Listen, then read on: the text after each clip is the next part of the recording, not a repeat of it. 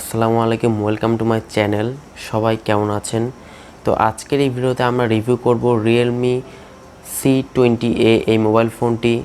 ইতিমধ্যে এই মোবাইলটির কিছু লিক্স আমাদের কাছে চলে এসেছে।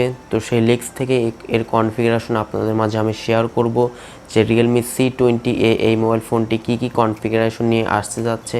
তো জানতে ইচ্ছে হলে অবশ্যই ভিডিওটি প্রথম থেকে একদম শেষ পর্যন্ত দেখবেন, তাহলে এই ফোনটি সম্পর্কে আপনি যাবতীয় ইনফরমেশন জানতে পারবেন।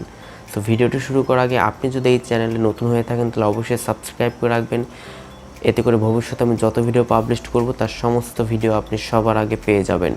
তো চলুন ভিডিওটি শুরু করা যাক। প্রিয় দর্শক, প্রথমে Realme C20A এই ফোনটির ডিজাইন অ্যান্ড লুকিং এর দিক দিয়ে কথা বলা যাক। ফোনটি কিন্তু দেখতে কিন্তু Realme C12 অ্যান্ড C11 এর মতোই কিন্তু রাখা হয়েছে, অর্থাৎ ডিজাইনের দিক দিয়ে কোনো প্রকার পরিবর্তন আনা হয়নি এই ফোনটিতে।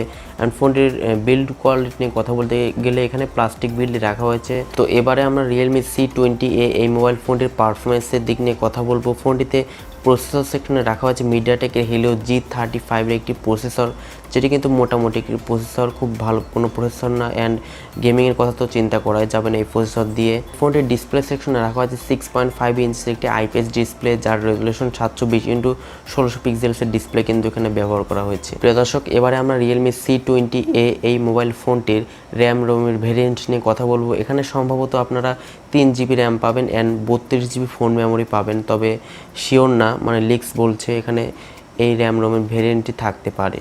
ফোনটির ক্যামেরা সেকশনে কথা বলতে গেলে এখানে আপনারা 8 মেগাপিক্সেল একটি ক্যামেরা পেয়ে যাচ্ছেন।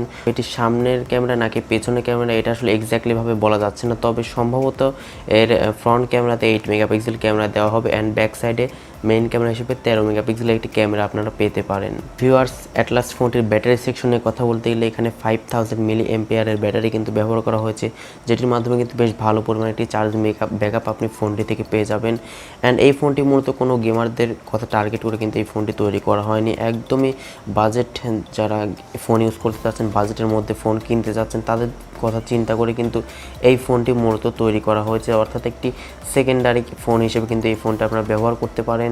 খুবই হেভি ইউজের জন্য কিন্তু এই ফোনটি আসছে না, তবে এটি যেহেতু আপকামিং সামনে আসতে যাচ্ছে, তবে কিন্তু এই ফোনটি দিয়ে খুবই ভারী কোনো কাজ কিন্তু করা যাবে না। তো এই ফোনটির প্রাইস নিয়ে কথা বলতে গেলে হয়তো এখানে 11 থেকে 11,500 টাকা প্রাইস রেঞ্জে কিন্তু এই ফোনটি লঞ্চ হতে পারে। তো ভিউয়ার্স, আজকের ভিডিওটি ছিল মূলত এই পর্যন্ত। এই ভিডিওটি ভালো লাগলে অবশ্যই এটা লাইক করবেন, কমেন্ট করে জানাবেন ভিডিওটি কেমন লাগলো, আর এই চ্যানেলে নতুন এসে থাকলে অবশ্যই সাবস্ক্রাইব করে রাখবেন। দেখা হচ্ছে নেক্সট ভিডিওতে, সে পর্যন্ত সকলেই ভালো থাকুন। আসসালামু আলাইকুম।